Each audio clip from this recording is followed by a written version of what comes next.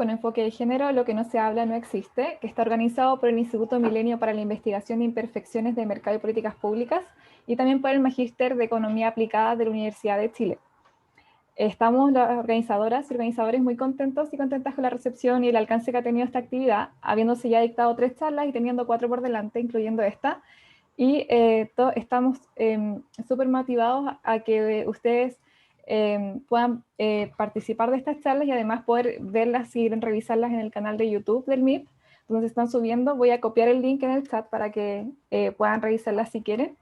Y en adelante las vamos a dejar con Carla. Sí. Bueno, la charla de hoy es sobre sistema financiero con el tema de género y sistema financiero, que está a cargo de Ana María Montoya, quien es economista de la Universidad de Chile, es doctora en Economía de la Universidad de Barcelona y magíster en Economía Industrial de la Universidad Carlos III de Madrid. También es investigadora del Instituto Milenio para los Mercados Imperfectos de la Facultad de Ingeniería Industrial de la Universidad de Chile. Así que vamos a dejarlas con Anita y los invitamos también a dejar sus preguntas en el icono de preguntas, pero también pueden usar el icono para levantar la mano para que puedan hacer ustedes mismos las preguntas y lo realizaremos al cierre de la charla. Así que muchas gracias, Ana María. Primero agradecerles por esta invitación y también felicitarlas por el ciclo de charlas, ¿no? Yo creo que en la medida que estos temas sean más visibles y podamos mostrarlos de manera cuantitativa y objetiva, tienen un mayor impacto. Así que agradecerles por esta invitación.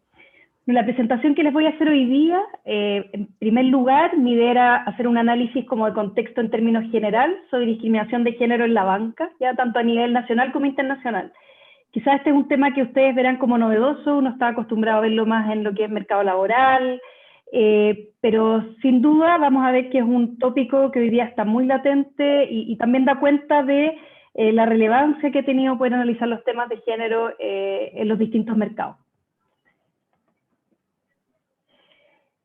Aquí les quiero mostrar que según el Global Gender Gap Report del año 2020, podemos mirar, si uno ve en términos generales, que Chile ha presentado un avance en el cierre de brechas de género. ¿Ya? Si uno mirara como en términos genéricos, hemos avanzado de estar en el puesto 78 a el puesto 57 hoy en día, en este índice global que le llamamos, ¿no? Que en general, ¿qué es lo que mide? De participación y oportunidades de las mujeres, temas de acceso a educación, de salud y de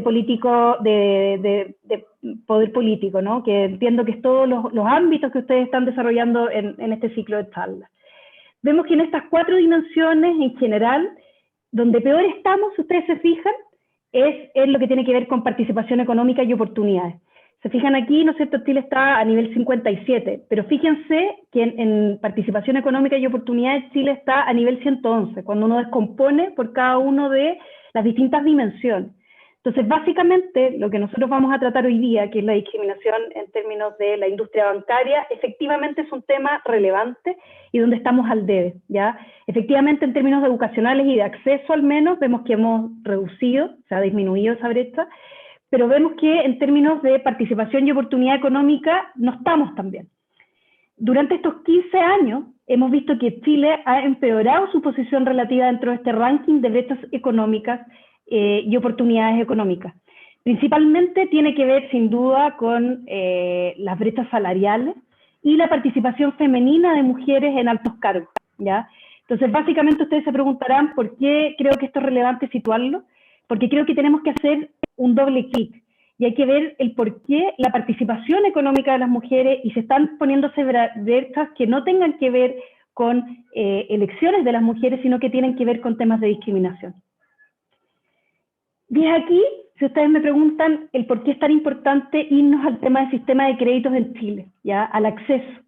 Obviamente que el sistema de crediticio es un mecanismo económico a través del cual podemos tener acceso a invertir, acceso a desarrollar nuevos negocios, por lo cual, evidentemente, en lo que tiene que ver con brechas económicas y de participación, es un tema relevante a estudiar. Antes que nada, quiero hacerles como un brief de lo que es el sistema de créditos en Chile, ¿ya? Más o menos, el 78% de las transacciones del mercado de crédito chileno son préstamos de consumo. Para que ustedes vean, y por qué esto es importante, porque ya lo voy a hilar con los estudios que se están haciendo en temas de discriminación. En Chile en general compiten 14 bancos comerciales, donde básicamente tenemos un mercado que es bastante concentrado, donde 3 de ellos tienen y abarcan principalmente el 60% de la participación de mercado. Después hay otros 2 bancos medianos que tienen un 20% de las solicitudes de préstamos de consumo, y hay un 20% restante que está bien distribuido en bancos pequeños. Tal como les decía, la principal clase de préstamos de estos consumos tienen que ver con préstamos a plazo. Hay otros que están asociados con líneas de crédito, tarjetas de crédito bancarias y no bancarias. Pero en general yo les voy a mostrar la relevancia que tiene en términos de créditos de consumo en Chile lo que es la discriminación de género. A modo de contexto, y para que ustedes se hagan una idea, en general la Comisión de Mercados Financieros, y tal como yo les partimos esta charla diciéndoles que hoy día igual es un tema, ¿no? Es un tema a investigar, primero en lo que es el acceso. Podemos ver cómo ha ido evolucionando la cantidad de deudores, ¿ya? El número de deudores, que es la línea más arriba que tenemos, vemos que en general, en proporción, el número de deudores hombres y mujeres está bastante balanceado en cantidad de deudores. Pero la brecha que se ve bien latente es en el monto de la deuda, ¿ya? La segunda, la línea punteada, la línea de abajo, se ve que en general, en términos de porcentaje, las mujeres piden un 40% de puntos porcentuales menos en los montos acumulados con respecto a la solicitud de los hombres. Entonces uno aquí se pregunta, ¿no? Esto tiene que ver con que las mujeres en general poseen menores niveles de ingresos, tiene que ver con un tema de riesgos, ¿no? Que muchas veces hay diversos papers que demuestran que las mujeres tienen una mayor aversión al riesgo. La verdad que aquí es donde viene la pregunta, ¿no? Uno dice, ¿esto se debe a temas de discriminación de género? ¿O esto tiene que ver con un patrón de comportamiento, ¿no es cierto?, que viene condicionado también por brechas de ingresos que están latentes en el mercado laboral, y es una pregunta relevante a responder. Asimismo, las tasas de intereses que pagan las mujeres en general son en promedio un 15% más altas que los hombres, ¿no? Uno diría, bueno, en general, cuando uno calcula estas diferencias de precio, mucho tiene que ver también con costos fijos, ¿no? Los costos de administración de los bancos, cuando tú tienes un menor monto, en general son más altos.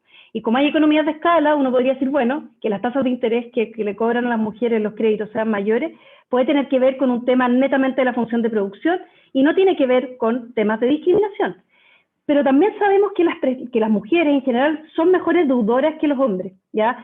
En las tasas de default de las mujeres en el mercado crediticio son menores significativamente que los hombres. Entonces, ¿dónde surge la duda y la pregunta de investigación que nos trae en este panel? Que básicamente, ¿qué pasa, no es cierto? Al evaluar las solicitudes de préstamo, si tenemos similares hombres y mujeres, ¿se favorecen más a los hombres que a las mujeres?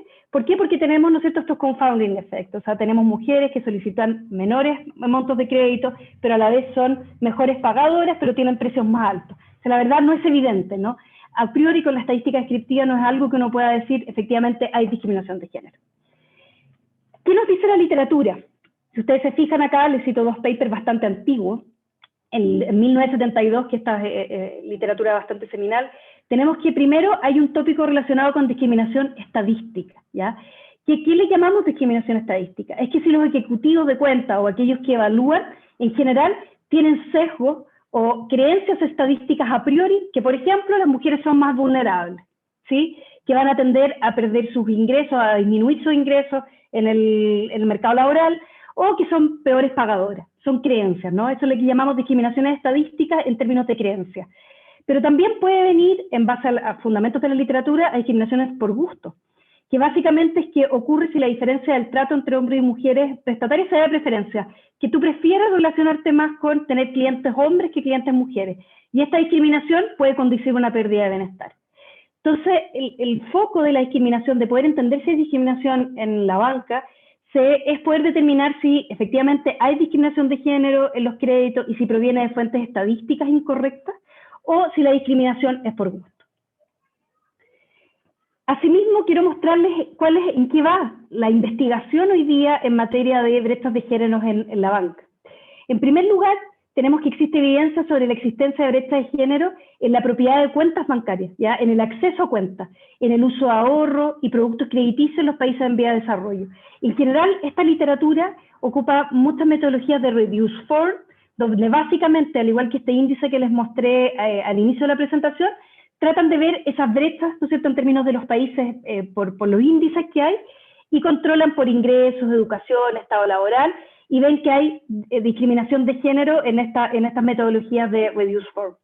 Lo mismo con respecto al acceso a financiamiento a nivel de empresa, ya para países en vía de desarrollo, no solamente a nivel de cuentas, sino que para las empresas, y en general, de nuevo, teniendo data sobre el acceso a financiamiento para hombres y mujeres, ven que empresas que son dueñas de empresas acceden con menor probabilidad a acceso a financiamiento versus hombres.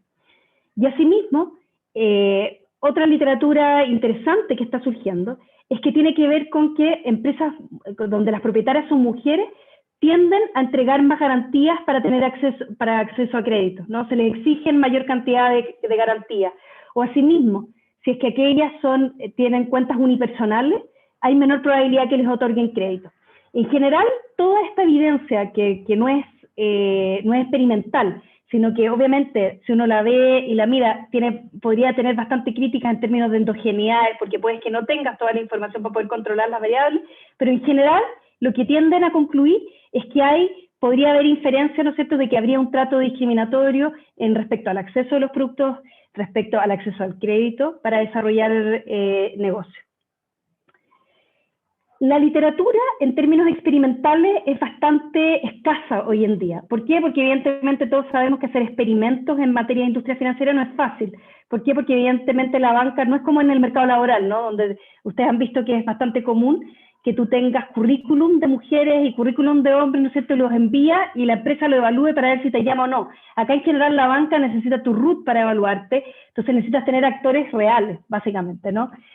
Entonces, lo que podemos ver en términos de experimento es que el único paper que existe, como en términos de RCT, es en Turquía, donde se hace una aleatorización para ver si en términos de otorgar acceso al financiamiento para préstamos empresariales, se le otorga con mayor probabilidad a hombres y mujeres. Y en general, en estos estudios experimentales, la evidencia les demuestra, luego de haber tenido hombres y mujeres comparables para tener acceso a financiamiento, solicitar financiamiento para pequeños negocios en Turquía, demuestra que los ejecutivos tienen un 30% más de probabilidad de condicionar la aprobación de un préstamo a la presencia de un garante, o sea, que tengas un aval en una solicitud de préstamo para mujeres versus hombres. Negocios y hombres y mujeres similares. Entonces, básicamente, esta es la primera experiencia en términos experimentales donde uno podría atribuir por un efecto de discriminación puro y no tiene estos sesgos, ¿no es cierto?, estas críticas de endogeneidad. Asimismo, quisiera contarles que hoy día estamos con una literatura también muy interesante que tiene que ver con el ingreso de nuevas empresas al mercado financiero. Ustedes habrán escuchado lo que son las fintech, ¿no? Empresas fintech en general son servicios tecnológicos que proveen productos muy similares a la banca, pero no necesariamente están integrados a la banca. Por ejemplo, son estas plataformas de crowdfunding que entregan créditos de manera directa, etc. Y la literatura lo que hoy día está demostrando es que estas empresas fintech, que muchas veces no están integradas verticalmente con bancos, discriminan un 30% menos que los bancos tradicionales, ¿ya? ¿Y por qué? Ya que disminuye la interacción face to face. En general, esta interacción entre ejecutivos y solicitantes de crédito, en general no se da, porque estas empresas fintech lo que hacen es ocupar muchos algoritmos. Y lo que están demostrando la literatura en lo que va es tratar de investigar y ver si efectivamente estos usos de algoritmos y la mayor competencia que se genera en la industria financiera reduce la discriminación. No obstante, aquí hay un disclaimer y también hay toda una literatura que se está desarrollando, es que el uso del algoritmo en los procesos de contratación igual no asegura que no exista discriminación, porque esos algoritmos en el fondo están programados por personas, ¿ya? Entonces, efectivamente, hay que tener cuidado que, no obstante existan estos algoritmos que son los que se programan y se desintermedia el contacto de aquel ejecutivo que pueda tener un sesgo, igual hay que tener cuidado porque efectivamente se puede llegar a tener discriminación de género. Dicho eso, es que nosotros de hecho Raimundo Undurraga, que también es un académico del departamento, nos hicimos la pregunta y dijimos, bueno, ¿qué es lo que ocurre efectivamente en el mercado crediticio chileno? ¿Existen diferencias de género en la cantidad de créditos que se otorgan y las condiciones asociadas a esta? La evidencia nos demuestra que las mujeres prestatarias tienen un mejor comportamiento de pago que los hombres. Existe un parte de desigualdades que no se debe a factores observables que están efectivamente originados en el mercado laboral. Entonces, queremos determinar si efectivamente las diferencias de género en el mercado chileno, en el acceso al mercado de crédito y consumo, pueden ser atribuibles a factores de discriminación y cuál sería el origen, en caso de existir, de una magnitud de discriminación y si esta es atribuible a discriminación estadística, ¿no es cierto?, a creencia estadística o a discriminación por gusto. Básicamente, lo que nos preguntamos al hacer este estudio es si efectivamente fuimos a hacer una encuesta a los ejecutivos y les dije que queríamos extraer las preferencias por sus consumidores. Y les fuimos a preguntar, si usted tuviese que elegir la distribución óptima de clientes de hombres versus clientas mujeres en su portfolio, ¿qué es lo que elegiría? ¿Ya? Y básicamente le dijimos distintos rangos de proporciones. Si se fijan lo que llamamos aquí pro mujer, teníamos un rango donde tú preferías tener un mayor porcentaje de mujeres en tu cartera de cuentas, ¿no es cierto?, que era entre un 80 y 60%, versus aquellas que fuesen neutrales, que tenían 50% hombre y mujer, y pro hombre, que era cuando tenías un mayor balance entre hombres y mujeres. Básicamente lo que tenemos para nuestro estudio en nuestro listado de ejecutivos de cuentas es que tenemos que un 63% son neutrales, pero tenemos un 28% de los ejecutivos que son pro hombres y tenemos solo un 9% que es pro mujer. ¿Qué es lo que nos va a permitir poder identificar esto? Efectivamente en las preferencias. ¿Se acuerdan que yo les decía al principio que había una discriminación por gusto? Efectivamente con la información que nosotros tenemos vamos a poder desprender este tipo de información. Luego, a su vez, conociendo las preferencias de género del ejecutivo, uno dice, bueno, una cosa es la preferencia revelada, pero quisiéramos distribuir y ver las preferencias reveladas efectivamente. Y les fuimos a hacer preguntas tanto de los hombres y las mujeres, cuáles eran los principales atributos que habían entre hombres y mujeres. Y cuál era el principal problema que se enfrentaba cuando se relacionaba con un hombre y con una mujer. En general, cuando se enfrentaba a clientes hombres, como ustedes se fijan, les preguntábamos si eran porque tenían tasas de reembolso bajas, porque estaban desinformados, o sea, son creencias objetivas, ¿no? Y luego vienen por preferencia. Hacen demasiadas preguntas, tienen dificultades para comunicarse, son demasiado exigentes y quienes exigen respuestas más rápidas. Lo que podemos ver es que cuando se asocian los principales problemas con clientes mujeres, se fijan acá en un 45%, en general se dice que son demasiado exigentes y quieren respuestas rápidas. Y que tienen tasas de reembolso muy bajas, no es un problema. ¿Se acuerdan cuando hablábamos del tema de que las mujeres en Chile efectivamente tienen una mayor probabilidad o menor probabilidad de default? Y efectivamente en los hombres en general se tiende a que el mayor problema es que tienen tasas de reembolso muy bajas, no obstante que son demasiado exigentes igual es un punto, pero en términos de diferencia estadística con respecto a las mujeres hay una diferencia estadística. Dicho eso, cuando teníamos estas características dijimos, bueno, hagamos un experimento, ¿no? Y lo que hicimos fue invitar a 404 personas a participar de un experimento donde construimos 2 muestras de hombres y mujeres con características idénticas, ¿ya? Y ustedes me dirán, ¿por qué créditos de consumo? Porque evidentemente el crédito de consumo es de corto plazo, entonces todos estos sesgos, ¿no?, de que los ingresos disminuyen en el tiempo, no es lo mismo que un crédito hipotecario, donde el crédito hipotecario efectivamente tiene los colaterales, pasan muchísimos años, entonces efectivamente esa diferencial estadística podría afectarnos el experimento. Entonces básicamente luego de haber decidido y haber invitado a estos 404 personas, lo que hicimos, bueno, nosotros teníamos ya una muestra representativa de ejecutivos, lo que hicimos también fue aleatorizar a estos ejecutivos, hacer esta encuesta y luego solicitar que cada actor o participante enviara 4 solicitudes de crédito a 4 ejecutivos. ¿Para qué? Con el fin de estudiar si es que íbamos a tener en el margen extensivo una diferencia o discriminación en las tasas de respuesta o aprobación de las solicitudes de créditos por parte de los ejecutivos, y luego en el margen intensivo ver si íbamos a tener, en el caso que ocurriera que había discriminación en montos, plazos, tasas de interés, en las características del crédito básicamente. Luego, lo que obtuvimos fue un tamaño muestral de aproximadamente 1.616 solicitudes distribuidas en 629 ejecutivos en 10 bancos a lo largo del país. Y lo más interesante es que efectivamente nuestra estrategia de identificación se basa en solicitudes de préstamos para hombres y mujeres que son estadísticamente iguales. Entonces, todo lo que yo les contaba, que la literatura efectivamente, estos sesgos de reduced form, efectivamente en este experimento no están presentes, ¿no? Y efectivamente vamos a poder identificar de manera causal si hay discriminación de género o no en la banca.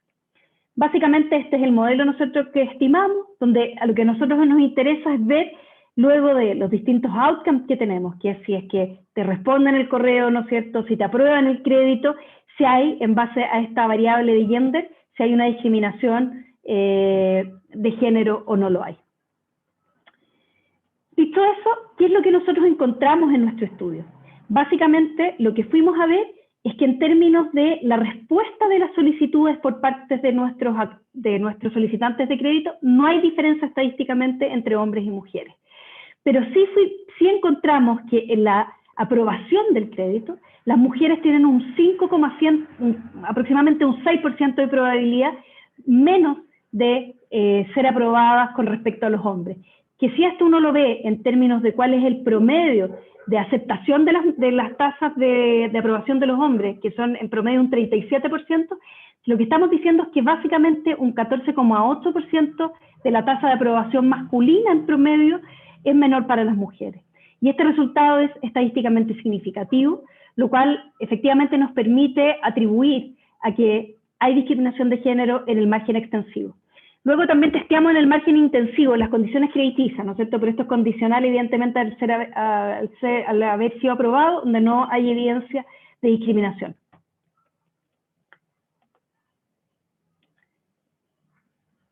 Para comprobar la discriminación, acuérdense que nosotros queremos saber de dónde proviene, porque una cosa es poder detectarla, pero otra cosa es entender de dónde proviene, porque eso es lo que nos va a permitir poder realizar políticas públicas o poder entender cuáles podrían ser los mecanismos para solucionar este problema. Asimismo, ¿no es cierto?, hicimos un tratamiento de información.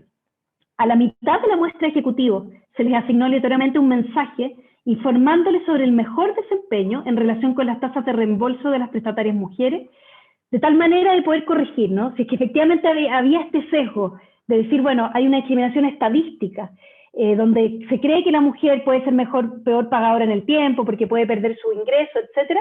Básicamente lo que uno debería observar es que aquel grupo de tratamiento, la discriminación de género en la aprobación de los créditos debería haber disminuido, ¿sí? Pero básicamente cuando nosotros fuimos a hacer este experimento, ¿qué es lo que encontramos? Es que a los ejecutivos de cuenta, a quienes les fue asignado el mensaje, no discriminan menos a las prestatarias en lo que respecta a las tasas de aprobación y respuesta. Por lo tanto, básicamente, tal como se los muestro aquí, en esta muestra completa, ¿no es cierto?, lo que estamos viendo es si el tratamiento de la información tuvo algún efecto, básicamente no lo hay. Entonces, ¿qué es lo que nosotros estamos desprendiendo con este estudio? Es que el tratamiento informacional no corrige las preferencias de discriminación en base a estadísticas, sino que básicamente uno podría inferir que tiene que ver con discriminación por gusto. Luego, tal como les mostraba yo de manera motivacional al inicio, nosotros, ¿se acuerdan que fuimos a hacer una encuesta a estos mismos ejecutivos y podíamos extraer cuáles eran las preferencias? Y si efectivamente las clasificamos en aquellos que tenían que ver con preferencias a las mujeres versus características objetivas y estadísticas comprobables. Nosotros clasificamos de esta forma, ¿no? Lo que son, todo lo que tiene que ver con tasas de reembolso más bajas, si es que el cliente está desinformado, etcétera, son puras características estadísticas, ¿no? Y básicamente lo que tiene que ver con razones basadas en el gusto es si eres muy exigente, si hay dificultad para comunicarse, etc. Lo que podemos ver, y nosotros clasificamos en qué tenía que ver con razones basadas en estadística y por gusto. Estos tres tipos de clasificaciones los llevamos a nuestra regresión, ¿ya? Y básicamente lo que pudimos comprobar es que, terminada la encuesta, nosotros fuimos a comprobar si efectivamente aquellos, porque tú nos podrás decir, claro, esta clasificación de discriminación estadística o discriminación por gusto es bastante arbitraria, ¿no? Entonces nosotros necesitábamos una preferencia revelada para ver si efectivamente tú preferías a los hombres y a las mujeres. ¿Y qué es lo que hicimos? Terminada la encuesta, los invitamos a participar de una lotería por un iPad, ¿ya? Donde les entregamos a los ejecutivos 2 boletos y les dimos la opción de poder entregar este boleto ficticio tanto a un hombre como a una mujer, ¿ya? Y el objetivo era probar si los ejecutivos de cuenta pro hombre tienen más o menos probabilidades de donar un boleto cuando es asignado aleatoriamente a una mujer. ¿Y qué es lo que encontramos? Que los ejecutivos de cuenta, que nosotros le estamos llamando pro hombre, ¿no? ¿Se acuerdan cuando veíamos aquellos que clasificábamos por las preferencias en las cuentas, si preferías tener, era neutral en el género, pro hombre o pro mujer? Los ejecutivos pro hombres tienen entre un 25 y 25% porcentuales más probabilidades de donar el boleto a un hombre que los ejecutivos no pro hombre. Y entre los ejecutivos de cuenta hombre, los individuos pro hombre tienen entre un 29 y un 36 puntos porcentuales menos de probabilidad de donar el boleto a una mujer que los ejecutivos de cuenta no pro hombre. Entonces, básicamente, ¿qué es lo que fuimos a hacer? Dijimos, bueno, veamos si aquellas aprobaciones de solicitudes por preferencia de género están correlacionadas con aquellos ejecutivos de hombre o pro mujer, ¿sí? Y miren lo que encontramos. Básicamente, en este gráfico, ¿qué es lo que vemos? Vemos la tasa de aprobaciones de las solicitudes diferenciando, viendo la heterogeneidad, cuando aquel ejecutivo hombre era pro male o no pro male. Y fíjense lo que vemos, que el fuerte de la discriminación de discriminación por gusto que determinamos en el estudio tiene que ver con aquellos ejecutivos hombres que son pro male. O sea, básicamente nuestra hipótesis de que tiene que ver con gusto se ve comprobada. Fíjense a diferencia qué es lo que ocurre con las mujeres. Las mujeres también habían aquellas que revelaban preferencia, ¿no es cierto?, por carteras que tenían que ver más desbalanceadas y que eran not pro male o pro male. Pero en las mujeres, las ejecutivas de cuentas mujeres, no se ve esa diferencia. Asimismo, aquí en esta gráfica lo que podemos ver de manera muy ilustrativa, lo que podemos ver es que lo que está con el puntito rojo es el porcentaje de ejecutivos pro male que había en cada uno de los bancos, ¿ya? Y luego vemos la diferencia en la aprobación entre hombres y mujeres. Si se fijan, es descendente, ¿no es cierto?, como uno va viendo la discriminación que se va dando entre hasta llegar a cero, a ser equivalente cero en determinados bancos, cuando hay menos proporción de ejecutivos de cuenta pro male dentro de ese banco. Otro aspecto bien interesante que encontramos en el estudio tiene que ver con los montos de los créditos, porque uno podría decir en términos de incentivo, bueno, en general los ejecutivos de cuenta obtienen ganancias por los créditos, ¿no? Hay todo un tema de incentivo en los pagos. Entonces, ¿cuál es la racionalidad económica de no otorgar un crédito cuando tú recibes un pago, ¿no? Y aquí viene lo interesante, que lo que vemos nosotros es que en general la discriminación se da en montos de bajos montos. Por lo tanto, ese neteo de la discriminación por gusto que se da versus el costo económico que te puede generar a ti en términos de tus ingresos, está en general en créditos de bajos montos. Entonces, básicamente, ¿cuáles son las conclusiones que nosotros pudimos obtener en nuestro estudio? Es que las diferencias en las tasas de aprobación entre solicitudes enviadas por hombres y mujeres radican en conductas discriminatorias por parte de ejecutivos que tienen preferencias de género pro hombre. Las diferencias en la tasa de aprobación entre hombres y mujeres tienden a ser mayores en aquellas comunas o municipios con altos niveles de concentración de mercado. No les mostré esa gráfica acá, porque efectivamente la diferencia que se da no es del todo significativa, no nos da el 10%, pero sí efectivamente hay una tendencia donde aquellas zonas geográficas donde los bancos están más concentrados, habría una mayor discriminación por gusto. A su vez, los bancos con una mayor proporción de ejecutivos de cuenta hombre están asociados con una mayor discriminación contra las mujeres, tanto en términos de tasas de respuesta como tasas de aprobación. Y luego uno puede estimar cuáles son los beneficios no percibidos asociados con la discriminación de género, porque es un tema, ¿no es cierto?, decir, bueno, hay discriminación, pero efectivamente aquí hay una pérdida de bienestar social, no solo tanto para los consumidores, en este caso, ¿no es cierto?, para las mujeres, sino que representa menores beneficios para la banca, derivado de no otorgar estos créditos.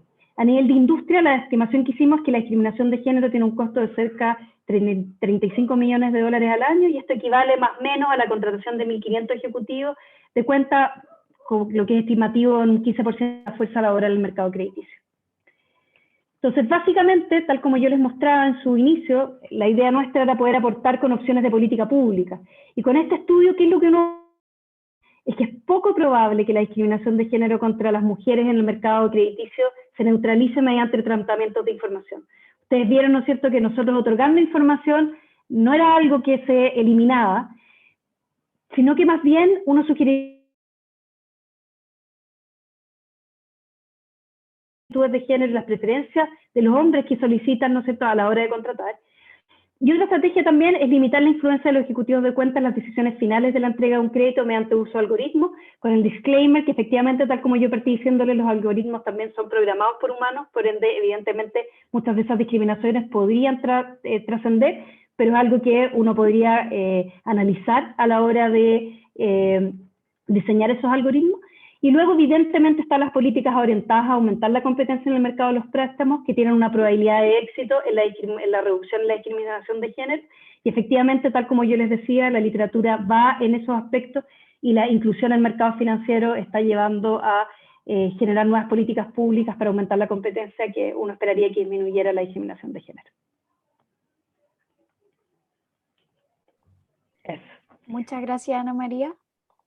Estuvo muy buena la charla. Tenemos algunas preguntas. Voy a partir con la primera, que dice: si este estudio incluye el efecto de la negociación distintas que hacen hombres y mujeres. Muy buena pregunta. Este estudio nosotros lo que hicimos es que los solicitantes de crédito teníamos un manual, entonces no hay negociación, ¿ya? Entonces se avoid ese sesgo, porque nosotros controlábamos todo lo que los solicitantes de crédito hacían.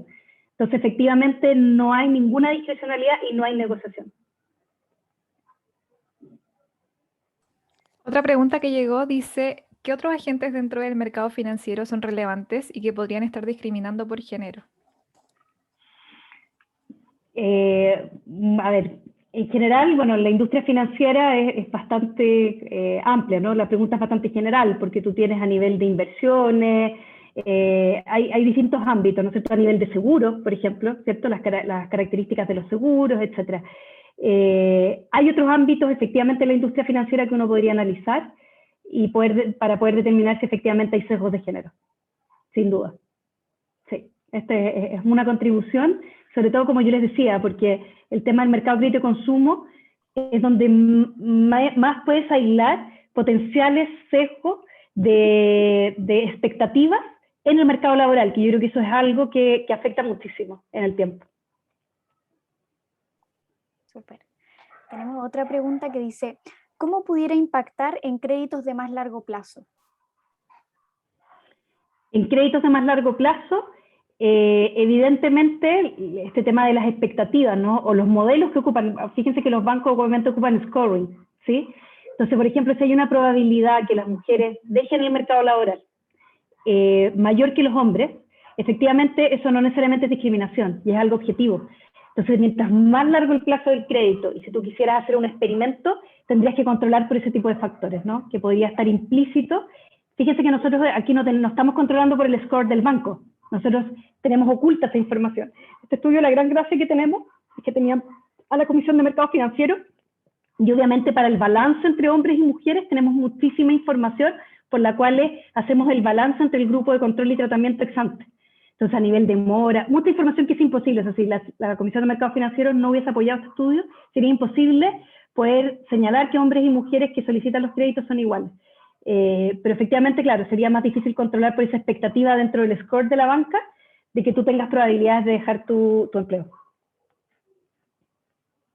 Súper, gracias, profe. También preguntan si nos puede explicar más por qué estudiaron el mercado de créditos de consumo y no hipotecario, por ejemplo. Sí, la misma, hay dos razones.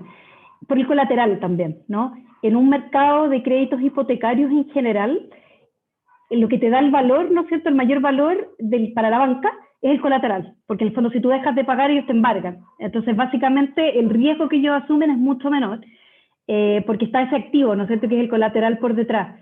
Entonces por lo mismo, sumado a la respuesta anterior, que tiene que ver con estos créditos de más largo plazo, donde ahí está medio confounding effect y podría costar aislar, tener este balance en base a la expectativa de las pérdidas de empleo, porque los créditos también, acuérdense, los bancos, es un mercado diferenciado. Entonces, en términos de los nichos, también ellos, en el fondo, van priorizando por determinados segmentos de ingresos. Imagínate que en segmentos de alto ingreso las mujeres tienen mayor probabilidad de salir del mercado laboral, se te complejiza más, en el fondo, en términos de salarización, el poder decir que hombres y mujeres son iguales. Super. Otra pregunta más dice: ¿cómo pudiera impactar esto en la reactivación económica cuando la mujer es la que más ha perdido trabajo y tendría menor acceso? Muchísimo, pues muy buena pregunta. Así como yo les mostraba este estudio del Banco Mundial, que estudia acceso a créditos, ¿no es cierto? Sin duda, pero yo creo que hay una oportunidad, ¿no? Se está abriendo toda esta industria fintech, donde en general tiene un foco de inclusión financiera muy fuerte. Entonces, básicamente, yo creo que si los bancos que apuntan a estos nichos se dan cuenta que esta discriminación de género al final del día les genera una pérdida de ingresos y hay un aumento de competencia con otros actores, yo creo que la discriminación va a tender a disminuir. Entonces yo creo que las disminuciones de barreras de entrada y el ingreso de nuevos actores efectivamente es algo que necesitamos hoy en día para la reactivación del COVID. No, ese es un muy buen punto. Profe, otra pregunta dice, ¿cómo se está incluyendo esto en la ley de FinTech? La verdad que no es mucho de lo que puedo hablar, pero estoy absolutamente inhabilitada al respecto, pero obviamente que es un punto relevante a ver, ¿no? O sea, han salido muchos estudios del último tiempo, de la misma asociación de FinTech, estudios en Estados Unidos, demostrando cómo las FinTech han sido una vía de acceso importante para los temas de inclusión financiera. Así que evidentemente es relevante la existencia de una ley en esta materia. Otra pregunta es, ¿cuánto es el costo de oportunidad que pierden los bancos por esta discriminación? Tal como yo se les mostraba recientemente, ¿no? Les hice la analogía con cuánto es lo que ellos perdían aproximadamente, ¿no? En términos de la cantidad de trabajadores, por ejemplo, que ellos tenían. Déjenme volver aquí el número. Claro, nosotros estimábamos que representan un 9,9% de los beneficios previstos derivados de estos préstamos, ¿no? O sea, básicamente, de la totalidad de nuestro experimento, acuérdense que nosotros eran como 1.600 colocaciones, es como un 10%. O sea, hubieran podido ganar un 10% más de beneficios si es que hubieran aceptado a estas mujeres en igualdad de condiciones como fueron aceptados esos hombres. Gracias, profe. Otra pregunta que llega es, ¿conoce estudios sobre el bias embedded en los algoritmos, sobre todo los de Machine Learning, donde no hay un bias del programador o de la programadora, sino que el bias refleja la data? Sí, hay varios papers circulando, de hecho que lo que están intentando demostrar es eso, ¿no? Están intentando demostrar que los algoritmos también discriminan versus a otros que no. Hay varios, de hecho ese es como el top hoy día en la materia, tanto como los experimentos, como la medición a través de los algoritmos. Sí, por eso se los mencionaba al inicio. Super. Otra pregunta es, como posibles futuros estudios que se podrían realizar de género y banca. Muy interesante. Yo creo que uno que a mí se me ocurre después de este es el tema de hacer intervenciones en los mismos bancos, ¿no? Yo creo que sería muy interesante poder, porque nosotros hicimos un tratamiento informacional. A uno le gustaría hacer una aleatorización en términos de la contratación de ejecutivos o de mismas capacitaciones internas en los ejecutivos de manera de alterar la cultura. Eso por un lado. Y lo otro, el tema de la entrada, ¿no? O sea, ver si efectivamente la entrada hay una mayor competencia, genera disminuciones en los ejecutivos y disminuye la probabilidad de tener discriminación en la aprobación de crédito. Bien, otra pregunta es, frente a esta nueva forma de las fintechs y sus diferencias con la banca tradicional, ¿ha existido alguna respuesta por parte de los bancos por hacerse cargo de la brecha? La verdad que nosotros lanzamos este estudio y evidentemente yo no tenía una mayor conversación en ese sentido con los bancos, pero me imagino que sí, porque veo que la Asociación de Bancos, me imagino que es un tema relevante para ellos. No lo sé, me imagino que sí. Bueno, otra pregunta es, ¿cuál es la recepción que tuvo este estudio en la banca y en la superintendencia? O sea, la superintendencia de la Comisión de Mercado Financiero, que era la SBIF y después pasó a la CMF, muy buena recepción, ¿no? Porque yo creo que el esfuerzo por cuantificar y no solo sacar estadísticas descriptivas, como para levantar puntos relevantes que generan ineficiencia en los mercados, como bien bienvenido. Tiene un departamento de conducta de mercado, yo creo que la verdad que fue bien bienvenido. En términos de la asociación de bancos, ellos señalan que no existe discriminación de género. Entonces, eso. Hay una pregunta en el chat de Rodrigo Riquelme que dice, en relación a la pregunta sobre el costo de oportunidad que pierden los bancos por esa discriminación, si ese 10% tiene un riesgo o volatilidad menor que la cartera de hombres. No, absolutamente no. Piensa que en el mismo momento del tiempo, y aquí el fondo piensa que los créditos de consumo, se ajusta, el fondo, la tasa de interés, por un lado, la misma, el fondo, el costo alternativo para el banco es exactamente el mismo, y las mujeres son menos morosas que los hombres. Entonces, si tú lo quisieras llevar a nivel de scoring, piensa que son hombres y mujeres iguales, con el mismo nivel de ingreso, con el mismo, y gente joven, eso quizás es algo que me faltó decir en el estudio, que eso también es interesante, los individuos que tenemos nosotros son hasta 35 años. Entonces, en general, no hay un tema de volatilidad ni de riesgo, porque al final cuando me preguntan por la volatilidad es que sean más riesgosos para la banca. No.